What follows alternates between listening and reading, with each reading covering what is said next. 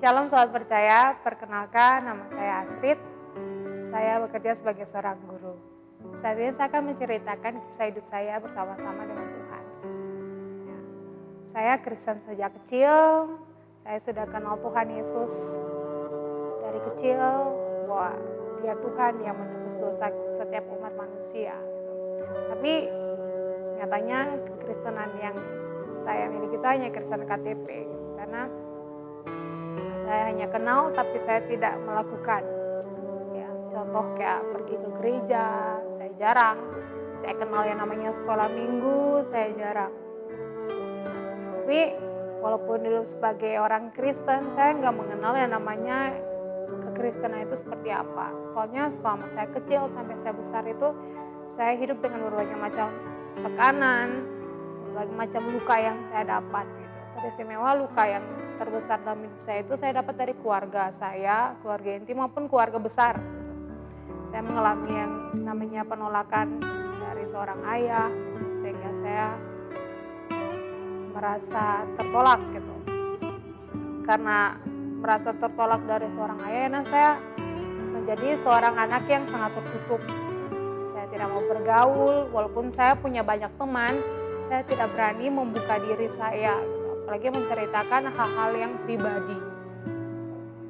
Jadi saya hidup sangat tertutup walaupun saya mengikuti berbagai macam kegiatan. Saya ikut kegiatan OSIS, saya ikut kegiatan sekolah gitu. Dan walaupun saya lumayan terkenal, tapi saya tertutup dan saya menyimpan banyak sekali luka. Singkat cerita, saya dari SD sampai SMA hidup dengan yang namanya luka, tertolak, dan menjadi orang yang sangat tertutup gitu. Sehingga untuk kedepannya aja saya bingung gitu, saya harus seperti apa gitu.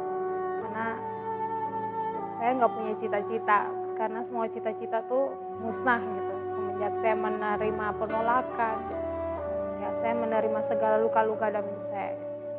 Kemudian waktu SMA kelas 3, di mana selesai SMA, semua orang tuh seperti wajib harus kuliah. Singkat cerita, sekolah saya itu mengadakan pameran universitas. Karena bingung saya mau kuliah di mana, akhirnya saya coba satu persatu universitas yang ada di sekolah saya itu.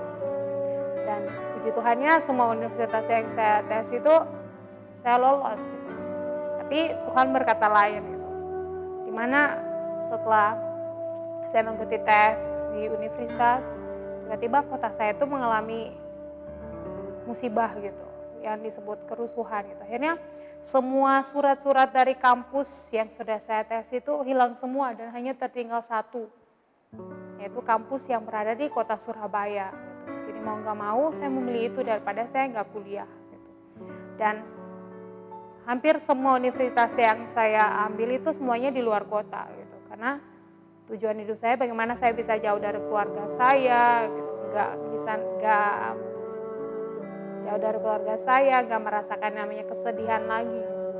Yang saya memutuskan, fix saya akan kuliah di Surabaya. Setelah saya kuliah di Surabaya, saya hidup sebagai mahasiswa yang normal. Tapi yang membuat saya sesali, saya gak pernah ke gereja dengan sungguh-sungguh.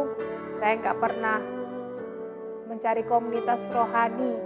Saya hidup hanya untuk diri saya sendiri. Di mana dari kampus, pulang ke kamar kos, kampus, kamar gitu. Ke gereja juga hanya sebatas kewajiban orang Kristen, wajib nih gitu ke gereja setiap minggu. Tapi untuk serius dan dengar firman Tuhan sungguh-sungguh itu enggak. Hanya sebatas kewajiban sebagai orang Kristen harus ke gereja. Singkat cerita, pada waktu saya semester 2 mau semester 3, Tuhan izinkan masalah itu terjadi dalam hidup saya. Dimana berbagai macam masalah itu rasa-rasanya tuh dia dijadiin satu gitu. Baik masalah keluarga, masalah pergaulan dan juga kuliah gitu. Dan pada saat itu saya bertanya-tanya, Tuhan itu ada gak sih? Tuhan itu benar-benar cinta saya gak? Soalnya dari kecil saya tuh dengar gitu, Tuhan itu kasih gitu. Tuhan itu menyayangi anak-anaknya, Tuhan selalu menolong anak-anaknya. Tapi kok yang saya rasakan itu Tuhan gak ada gitu dalam hidup saya. Dan istimewanya itu masalah itu datang di hari spesialku gitu. Dimana hari itu aku berulang tahun. Ya, dimana hari itu bukan hari bahagia buat saya, itu hari-hari dimana saya mempertanyakan Tuhan itu ada atau enggak. Gitu. Dimana saya mempertanyakan kasih Tuhan dalam hidup saya. Gitu. Tuhan itu sebenarnya ada atau enggak. Dan hari itu dimana saya penuh dengan tangisan. Gitu. Saya nangis, saya mempertanyakan Tuhan, saya marah sama Tuhan, kenapa Tuhan izinkan. Bukannya Tuhan selalu bilang Tuhan harus bukannya Tuhan selalu menjaga dan melindungi anak-anaknya, dia tidak akan membiarkan anak-anaknya itu menangis. Itu yang aku terima gitu, yang aku dengar selama aku kecil. Tepatnya jam 3 pagi, saya memutuskan, saya berdoa sungguh-sungguh kepada Tuhan, dan di dalam doa saya itu,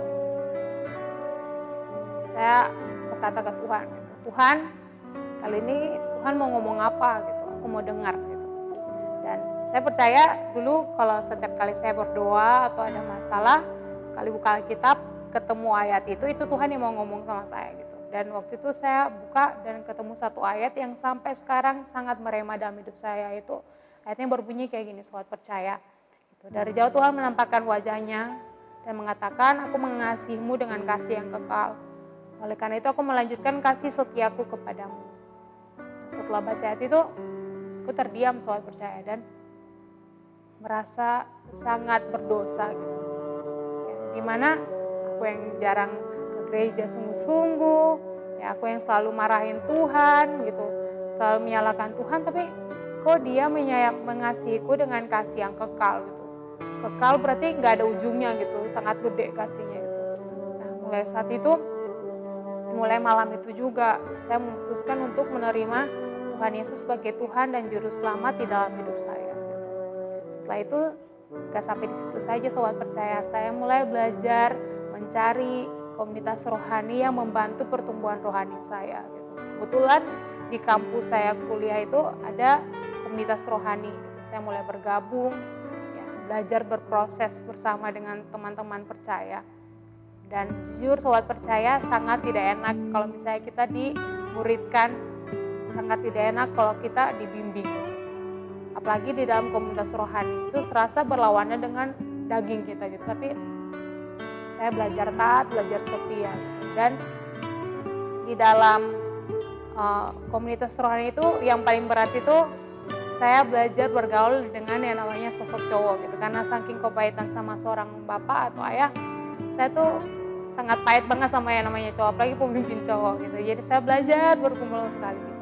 Tapi di balik ketaatan, saya belajar setia untuk setiap proses yang Tuhan izinkan.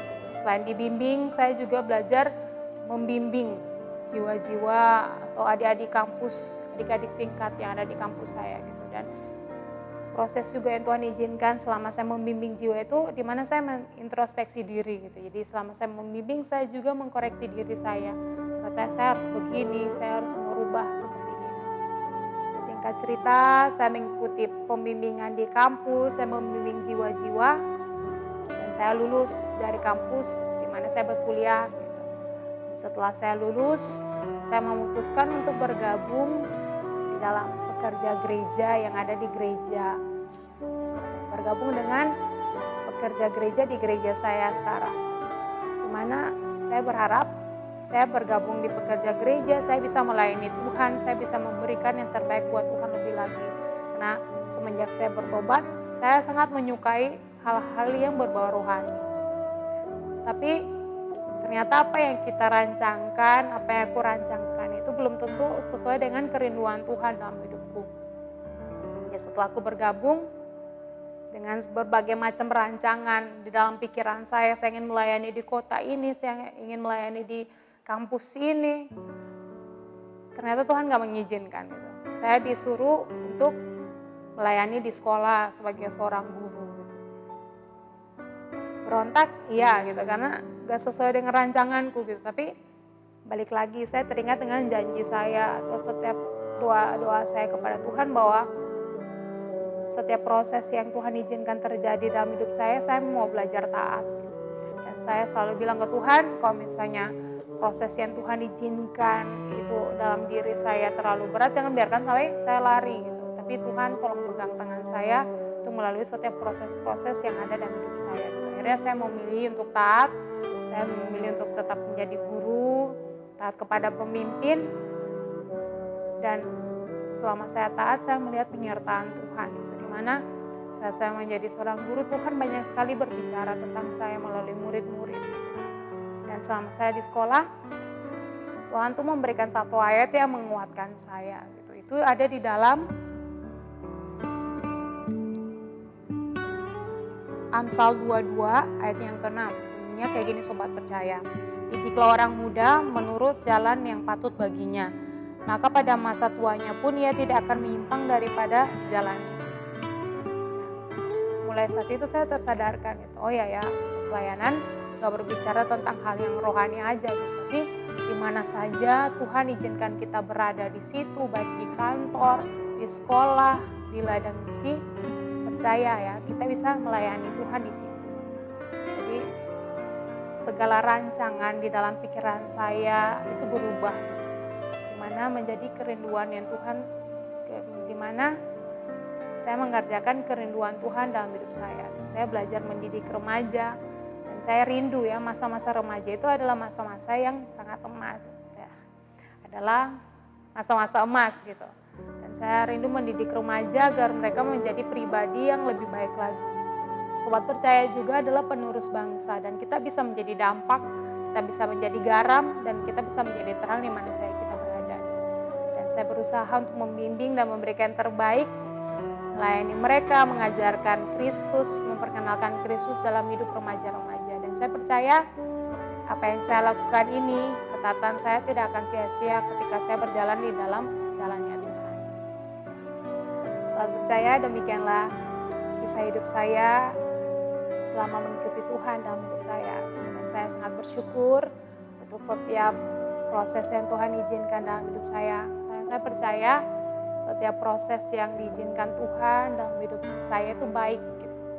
Mulai dari keluarga, Tuhan izinkan saya ditempatkan di keluarga seperti ini, Tuhan pasti memperlengkapi saya dalam pelayanan saya ke depan, gitu ya. Saya sangat bersyukur untuk setiap proses yang Tuhan izinkan terjadi. Dan sebelum saya menutup sharing saya ingin membagikan ayat di dalam Yakobus 1 ayat 12, di mana dia berbunyi, berbahagialah orang yang bertahan dalam pencobaan, sebab bila ia sudah tahan uji, ia akan menerima mahkota kehidupan yang dijanjikan Allah kepada barang siapa yang mengasihi dia. Jadi jangan pernah berkecil hati, ya. Kita ditempatkan di keluarga seperti ini, kita berada di dalam komunitas ini, kita mengalami masalah ini, tapi belajar taat, belajar setia.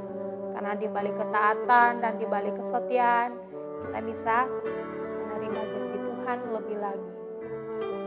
Dan ingat sobat percaya, Tuhan kita hidup. Dia tidak pernah diam. Di saat kita sudah belajar melangkah, dia akan menuntun kita.